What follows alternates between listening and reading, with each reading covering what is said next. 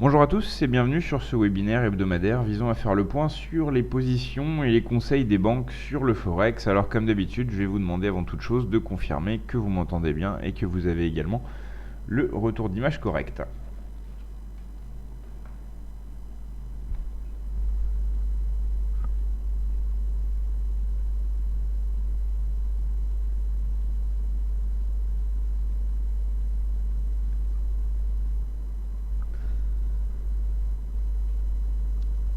Alors visiblement c'est ok, on va donc pouvoir démarrer. Avant toute chose, je vais pour les nouveaux arrivants rappeler quelques petites choses. Alors déjà premièrement, ce webinaire c'est un rendez-vous hebdomadaire, on se voit tous les lundis à 16 h pour faire le point sur les positions des banques. Alors ces positions elles viennent d'où? Elles viennent d'un service que professeurforex.com édite, professeurforex.com.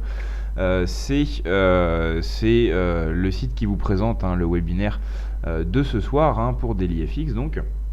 Et donc professeurforex.com édite un service qui s'appelle le portefeuille des banques et qui présente tout un tas de conseils et de prises de position en provenance de grandes banques. Alors conseil, c'est quand les banques envoient des conseils à leurs clients, et prise de position, c'est quand elles communiquent sur leur prise de position. Alors bien sûr, ça n'est pas exhaustif, c'est pas pour avoir toutes les prises de position des banques, c'est simplement un recueil d'un maximum de conseils et de prises de position en provenance de banques qu'on vous propose avec d'un côté un portefeuille des positions en cours et de l'autre côté un portefeuille des ordres limites qui sont en attente de déclenchement.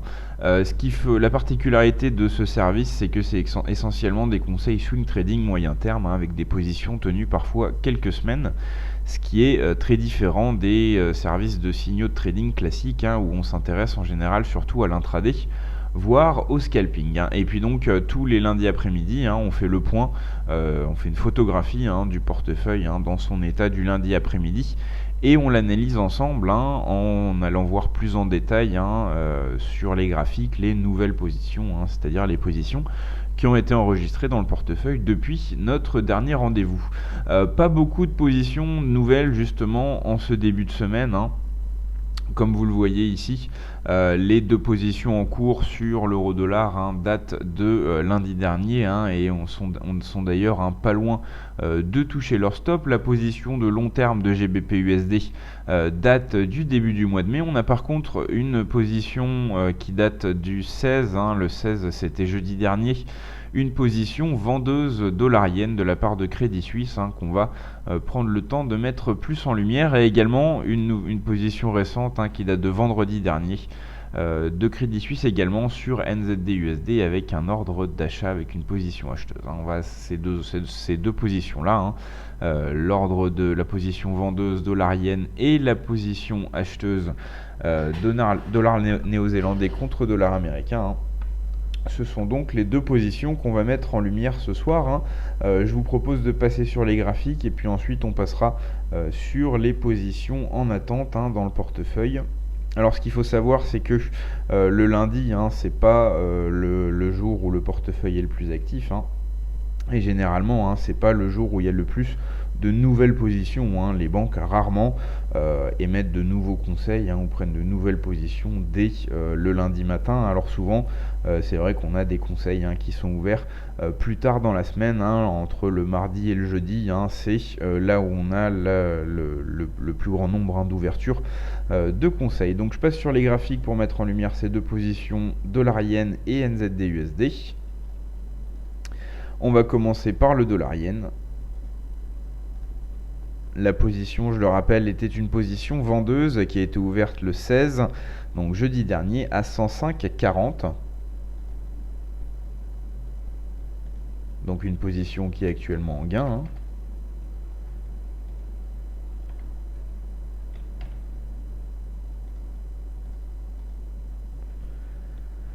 L'objectif et le stop n'ont pas encore été définis, ça arrive de temps en temps. Une banque prend position sur un seuil qui l'intéresse et se laisse quelques jours, le temps de voir l'évolution pour fixer un stop et un objectif.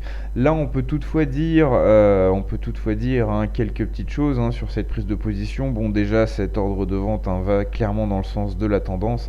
On voit bien qu'on est face à une tendance baissière assez nette sur le dollar yen. On peut voir aussi que cette prise de position a été prise en fait sur les 105,40 le 16, c'est-à-dire ici, après que la banque ait vu ce point bas qui avait stoppé la baisse. Elle s'est dit bon bah si on le casse, là je prends position, et au test suivant il y a eu effectivement la cassure. Et donc la prise de position, on a marqué un plus bas la semaine dernière à 103,55, donc la position a affiché un gain latent de presque 200 pips la semaine dernière.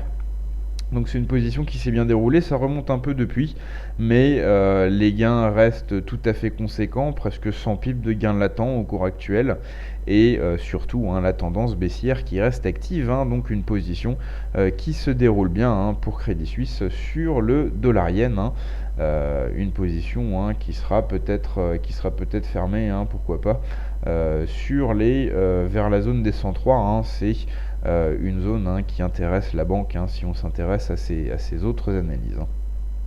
Voilà pour le dollar yen. Pour NZD-USD, c'était une position acheteuse qui date de vendredi dernier, donc assez récent. Une position acheteuse qui a été ouverte sur les 0,6970.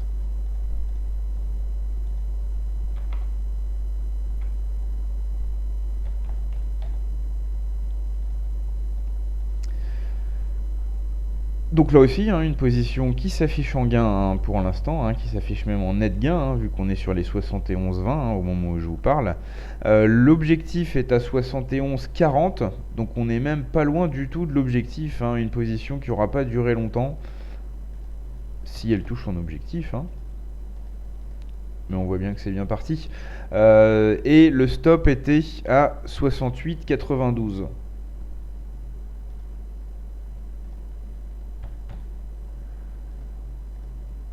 Voilà, donc une position tout à fait intéressante. Elle a été, je rappelle que ça a été pris vendredi dernier. Donc ici, sur ce creux, elle a été enregistrée dans le portefeuille vendredi dernier. Donc sur ce creux, 69,70, on l'avait vu la veille, enfin 2 jours avant, on l'avait vu arrêter une baisse, ce creux, et là, la banque s'est dit que ce seuil des 0,6970, qui a d'ailleurs été important par le passé, allait certainement tenir encore une fois, prise de position, et puis rallye haussier dès la prise de position. Le seuil d'objectif a été frôlé, vu qu'on est monté jusqu'à 71,30 aujourd'hui, et c'est 71,40 l'objectif, donc une belle position depuis donc vendredi dernier, avec une séance et demie de trading, la position a presque atteint son objectif. Le stop qui avait positionné la banque était aussi assez graphique, on voit que ça correspond à ce plus bas du début du mois de juin. Donc bien sûr, maintenant il est trop tard pour suivre la position, on est à une vingtaine de pips de l'objectif, mais ça vous montre qu'il y a quelques positions qui sont certes pas de l'intraday, mais c'est pas non plus là vraiment du swing trading. On voit que ça a été très rapide, prise de position, rallye haussier, l'objectif est presque atteint. Alors d'un côté, je vous dis qu'il n'y a pas d'intraday et pas de scalping, mais il ne faut pas non plus se dire que c'est que des positions qui sont tenues quelques semaines. On a pas mal de positions qui sont ouvertes un jour et fermées le lendemain ou fermées le surlendemain. Donc le court terme, entre guillemets, c'est également quelque chose qui est travaillé dans le portefeuille des banques PFX Premium. Donc voilà pour cette position NZD-USD, une position qui s'est bien déroulée donc, et qui est très proche de son objectif. On va maintenant passer aux positions en attente. On n'en a pas énormément ce début de semaine. On a cette position dollarienne. Alors cet ordre date du 3 juin, mais le cours d'entrée a été nettement rabaissé en fin de semaine dernière, donc on peut considérer ça comme un nouvel ordre. On va donc mettre en lumière ce conseil vendeur. Alors je rappelle le principe d'un ordre limite de vente, c'est qu'on met un cours d'entrée au-dessus du cours actuel pour pouvoir se positionner à la vente plus haut que le cours actuel, comme on dit, à meilleur compte. On va donc repasser sur le graphique de dollar-yen. Et donc c'est un ordre qui concernait la banque Morgan Stanley qui prévoit d'entrer sur remontée à 106. Avec un objectif à 98.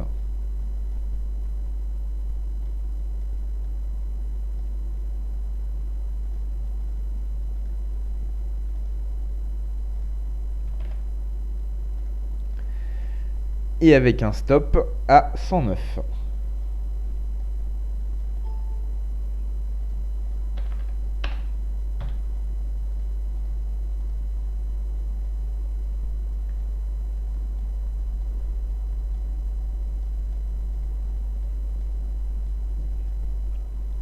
Voilà, donc là on attend donc une remontée sur les 106, c'est ce que prévoit la banque. La banque prévoit donc une remontée sur les 106, on parle de Morgan Stanley pour ce conseil. Et une fois qu'on sera remonté sur les 106, la banque s'attend à un retour de la baisse, et là on parle vraiment d'une position de moyen terme. On voit qu'il y a plusieurs centaines de pips qui sont visés. Une cassure descend, la banque va même jusqu'à aller placer un objectif nettement sous le seuil très psychologique des 100 points sur le dollar-yen. Donc là on est vraiment face à un conseil de moyen terme, quelque chose qui est voué à être tenu vraiment plusieurs semaines. Une fois que ça sera déclenché, si ça se déclenche, parce que je rappelle, pour que ça se déclenche, il nous faut une remontée au seuil des 106 selon la banque. Voilà, alors on a maintenant fait le point sur les nouvelles positions qu'on a en cours dans le portefeuille, les nouvelles positions en cours et les ordres en attente. Il n'y a pas grand chose ce lundi matin, comme je vous l'ai dit, c'est pas les lundis ni les vendredis les journées les plus actives. Et aussi, ce qu'il faut savoir, c'est que on se voit tous les lundis matins, et comme je vous l'ai montré tout à l'heure avec la position NZD-USD, on a des positions qui sont ouvertes, une journée et fermées le lendemain parfois. Donc en gros, si vous êtes là tous les lundis, vous loupez pas mal de prises de position, des positions par exemple ouvertes le mardi et fermées le mercredi. Celles-là, bien sûr, on n'a pas le temps d'en parler le lundi, vu qu'elles apparaissent plus en portefeuille quand on se revoit. Donc c'est pour ça que je vous invite à vous renseigner plus en détail sur ce service du portefeuille des banques, sachant que vous pouvez le tester gratuitement pendant 7 jours depuis professeurforex.com. Et aussi, ce qu'il faut surtout préciser, c'est que pour une ouverture de compte FXCM, vous obtenez 1 an d'abonnement gratuit à ce service, et également notre formation qui est très appréciée en 12 heures de vidéo. Donc ça, c'est un service qui est bien sûr commercialisé par professeurforex.com, mais offert gratuitement aux clients FXCM. Voilà. Je vous rappelle également que ce webinaire a lieu tous les lundis à 16h, donc j'espère vous revoir la semaine prochaine. Et je vous précise également qu'à la mi-journée, le lundi, sur DailyFX est aussi publié un article, cette fois écrit, qui résume également les positions qui sont dans le portefeuille des banques. Voilà, je vous souhaite donc à tous une très bonne semaine de trading et une très bonne soirée, fin d'après-midi. Et je vous donne donc rendez-vous la semaine prochaine pour un nouveau point sur les positions et les conseils des banques sur le Forex. Au revoir.